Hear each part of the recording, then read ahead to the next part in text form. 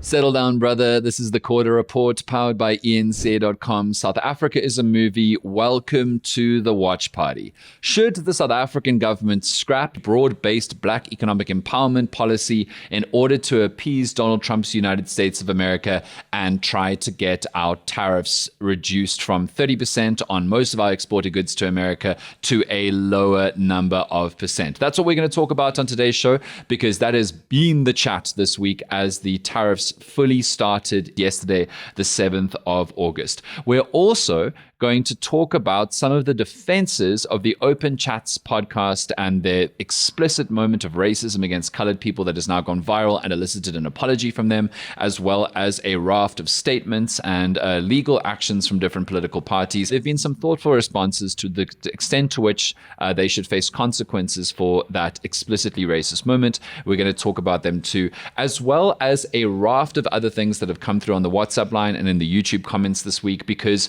we now have not just one, but multiple people who have written, and we think AI generated, multiple intro and even outro songs for this show, including in what seems to be the style of Justin Timberlake and Cardi B. As always, there's only one place you can watch the full show, which is on ENC.com. Click on the link in the description to go and watch that in full on ENC.com.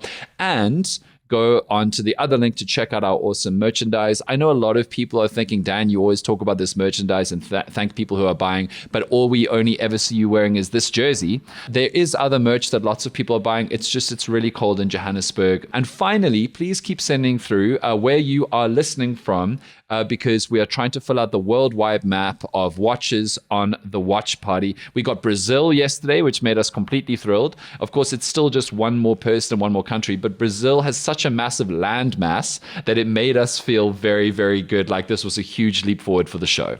I feel like a child who's been given a coloring in book, and I'm like, oh, gotta do this, gotta do this, gotta do this. I'm going to revert back to my Ford Model T map to fill in Brazil now, because it brings me so much joy. One of the things that the Trump administration has highlighted as a consistent problem with South Africa when trying to talk about whether or not we can get our tariffs reduced that kicked in yesterday from 30% down is the fact that we have black economic empowerment policy, the fact that we have explicit transformation policy baked into our laws.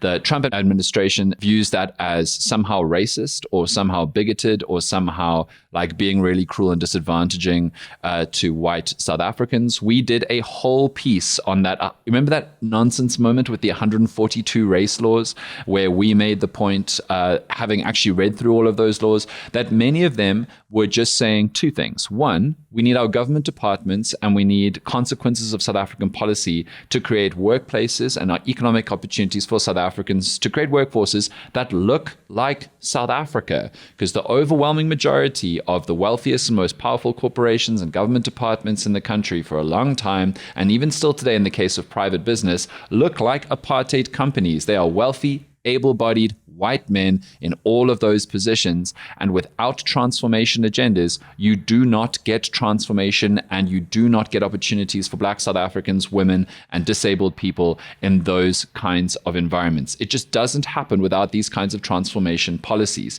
And that is the other point that we made about all of these race laws. And this is what I said on Piers Morgan to Ernst Ritz when I was saying, settle down, brother. If you want to call them race laws, you've also got to call them sexist laws and anti-able-bodied laws. Because the vast majority of these laws say that we need to transform our workplaces by providing people of color who've historically and currently not been given opportunities that white people have, and women and disabled people, all seen as marginalized groups of people who have been shut out of opportunities for economic prosperity and big jobs. You need to give them more opportunities. And if you want to call them race laws, you've also got to call them sexist and anti-abled body. But at the core of this argument,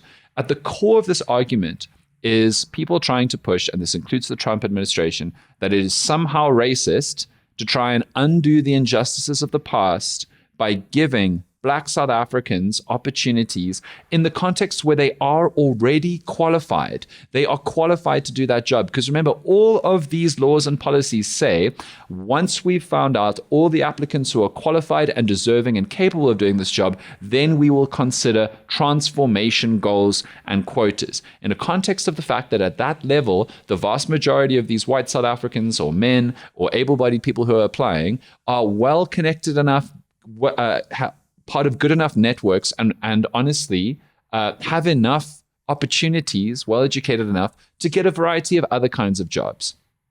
And what these people tried to push, and they did try to push to the Trump administration explicitly, remember that with the genocide and the farm murders and all that, is that there's somehow this awful agenda that is driving white people out of prosperity and wealth in South Africa, which again is not true, because even with BEE and transformation targets, even with all of that, white people still have the overwhelming majority of wealth in South Africa. And while there are relatively a few white people, and we've all seen that kind of like white squatter camp video. The reason why that white squatter camp video from a bunch of years ago was remarkable and made the news is that it's pretty much the only one. And in every single group of people, there will be people who get down on their luck, don't earn a lot of money, squander their wealth, succumb to poverty, succumb to addiction. That is just unfortunately going to happen. But I promise you that BEE is not the reason why those people are impoverished. And of course, we don't want anybody to be impoverished, but we need to create systems that will transform the country and give people opportunities in the most unequal country in the world, with the most unequal set of opportunities for people based on race and based on gender and based on physical ability. That is the whole point of what we're trying to do. And this kind of argument at its extreme goes, well, we can't, people love to say, a wrong plus a wrong doesn't make a right. Two wrongs can't make a right. That is the kind of juvenile argument that says that if somebody has stolen something from you, you can't make them give it back.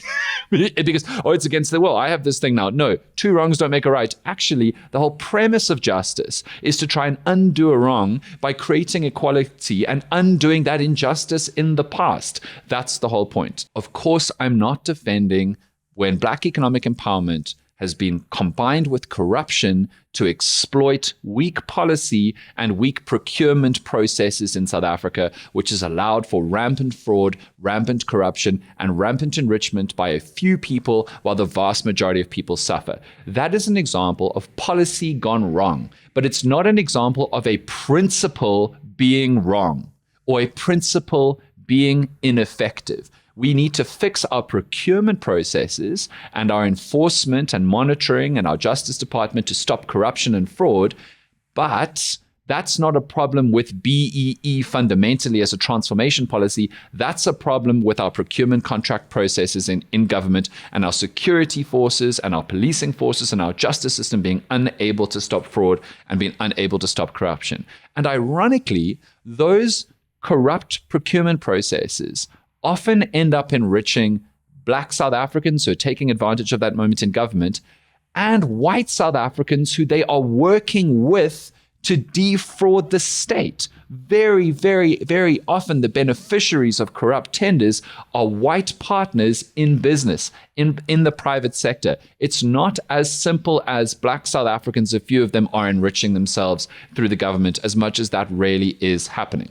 So that's the first thing, just on BEE. But now into the core question, would sacrificing BEE be the right thing to do, or even get us what we want, which is lower tariffs from the American government? Because I hate to break it to you, but Donald Trump is not a reasonable person. It is not demands met and therefore he is satisfied and policy changes. Case in point, Switzerland, as we know, huge BEE guys, Switzerland. Your Switzerland loves Black economic empowerment. They make sure at every level that they've got BEE. They've got 39% tariffs. Explain. Switzerland, all the awful things that Switzerland has done to America, they've got 39% tariffs. India's got 50% tariffs. Explain to me what India is doing in terms of BEE, right? Like India and Switzerland have done their best to try and negotiate with America, and now India is getting some tariffs because they're working with Russia. But there are a lot of countries that work with Russia that Trump has not done anything against in terms of tariffs. Canada has higher tariffs than us, as you know, very, very big Black economic empowerment country, Canada. And that's what I'm trying to say. That's what everyone's been trying to say, is you can critique the South African government as much as you like for whether or not you think they did a good or a bad job at trying to placate Trump. And by the way, I think that through Johan Rupert setting up that meeting with, along with Ramaphosa, with Trump and with all the golfers, at the White House, I think they did a pretty good job because Trump's not talking about white genocide anymore and he's barely talking about farm murders. He was able, and they were able to talk Trump down from the Elon Musk AfriForum fueled nonsense. A team was able to talk Trump down from that. But Trump still holds a grudge against South Africa, as he said in like a tarmac interview recently with a journalist.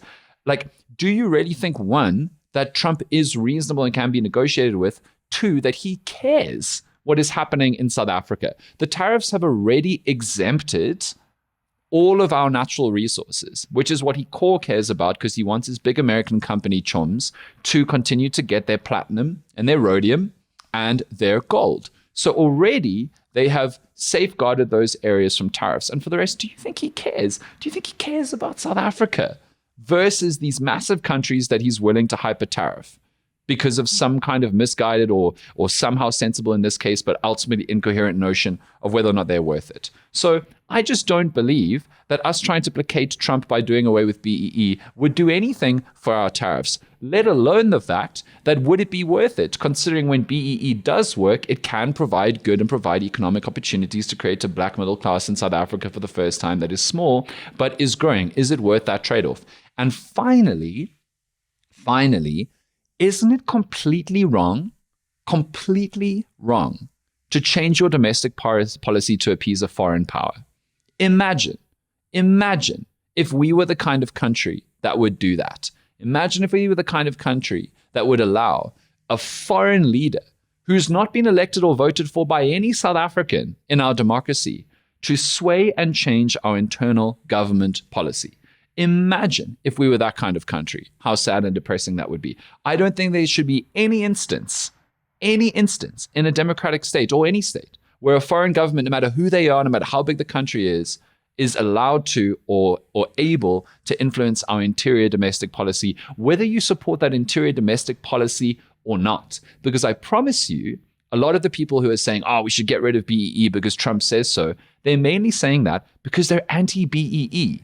Imagine if Trump came in and said we should double the BEE policy or we should turn it into something that it's not. We should turn it into something more like apartheid where we just won't hire white people as a law, as a principle. Those same people who are now saying we should really get rid of our BEE for Trump would be saying exactly the opposite. They would be saying, nah, how could we possibly let a foreign power meddle in our local affairs? It's all too convenient. Rant over. Also, can I just bring up another point about the ANC? Because I really was tickled with Fikile Mbalulu when he came out and he said, we are not going to sacrifice our struggle principles to a foreign government. Like, we will stand by our BEE situation. We're not going to. But then simultaneously while doing that, they are desperately on the phone with America trying to get these things renegotiated and desperately trying to think. And also, I really get frustrated when the ANC takes something that the government is doing, and obviously they're in control of a lot of the government or most of the government, but they take something that the government is doing and they claim it for their own. Mm-hmm. And they are implying that the ANC, are making a great sacrifice for the tariffs. No, South Africa is making the great sacrifice for the tariffs. Exactly. We are the ones who are going to have to pay for the tariffs. The potentially 100,000 jobs that are going to be lost as a result of these tariffs are not going to be felt by the ANC. They're going to be felt by South Africans. Yeah, and it's super easy for Fikile to take this high horse as though he's suffering when he's not. And positioning this as an ANC sacrifice is such bullshit. It's honestly such bullshit. Like, I respect standing by BEE principles, but don't pretend like this is some great altruistic move on your part. Yeah, I hear you. If you really want to just fucking help black people in this country, there would be less corruption. And there would be service delivery, and there'd be competent policing. 100%. Well, this has been a very fiery Friday so far. You are welcome to disagree with us as always. And particularly, I don't find there are arguments around BEE's effectiveness and its potential corruption qualities. There are people who say BEE is like this great evil. And if you can give me solid economic or political arguments, I will really listen to them and I'll take them seriously. As you know, this show is about dialogue. And we are very, very open to considering people who disagree with us. But now you know where we stand for sure. Cyril the Squirrel, George the Cat, /Cat Matlala, James Corder, Dan Corder, and Eric. But the WhatsApp line is there for you, and the YouTube comments 0607613436. It's time to get to the songs for the Quarter Report that people have made. We had that debut yesterday from the ska band, the AI ska band from Toast Seegers. Turn it up, what we gonna watch, you see? The Quarter Report at the watch party. Whoever that is, on the WhatsApp line. We got some really, really great messages on the YouTube comments, but I'm just going to go to the WhatsApp line now. Poppy says, "Hello, Dan. I think the intro song is absolute gold. I hope it makes its official debut soon. On the charts, maybe." Sam says, "Hey, Dan. Love, love, love that song by Toast Seekers or Seegers you played. OMS. Oh, my soul. Oh, my soul. It's so cute and just matches the vibe." Well, what if I told you that we now have more options for you to vote for from not just Toast Seegers, but somebody else called JB? Are you ready, James? I'm ready. I'm ready for us to create a Christmas album. A full 12-track EP of Quarter Report related stuff. That and I is think good. like George needs a song, Cyril needs a song. What are you doing to us? We need to evolve. However, please be limited with your usage of AI because, we still need water to drink. Yes, okay. So please write the songs yourself. At the very least. And then least. you can use AI to generate it if you can't call Justin Timberlake or Cardi B. Yeah. However, if you do have a contact with Justin Timberlake and Cardi B to sing a song for us, yeah, we would be willing to accept because I that. have to say the Cardi B segment on what I'm about to play you is generational. Are you ready for Toast's new version, James? Yeah, let's go. Isn't it? Hey, hey, hey, what's in the news today? It's the Quarter Report, and we about to get grooving. Low key, we're only here to play. It's time to get moving. Grab your tea or Bacardi. Tea or Bacardi? Love that. It is Friday. Africa's a movie. Welcome to the watch party. Now I want you to appreciate this rap solo because it's low-key fire. No breaking news blues, just truth with a twist. Mike's on fire, every take hits the list. ENCA pays the bills while we give you the thrills. Separate the truth from the rumor mills. We're not into grifting, we're drifting into podcasts where the vibe's uplifting. Got our beanies from thrifting, our news from sifting. It's a watch party, baby, get your popcorn and get listening. Beanies on, lights might go. Your, that's the show. Crazy dots connect like whoa. Settle down, brother, there's things you need to know. Africa's a movie. Oh, that's good, dude. That's fire. This is the most scared I've ever been of AI in the last few years. This is actually... Because I could think of like 4 or 5 different songs that sounded like that song. Yes. Okay. We have a new artist who's entered the chat. Okay. Are you ready for JB? He's created us an intro and an outro song. Yes. We're going to start with the intro and we're going to genuinely use the outro to say goodbye. Have a good weekend. Deal. Okay. So here's the intro from JB. Wake up, grab your coffee, it's the morning show. Dan's got the headlines you didn't wanna know. From Parliament drama to a tender gone wrong, he'll roast them all gently, well maybe not for long. South Africa's a movie, the plot's kinda wild. From the cabinet shuffle to a goat in the aisle, with facts in his pocket and jokes in his hand. It's the Quarter Report starring Dan. Oh, that's good. Yeah, that's nice. Sorry, goat in the aisle? No, Golden Isle. That would be quite funny if it was like a traditional slaughter motif. Yeah, that'd be good. That'd be so funny.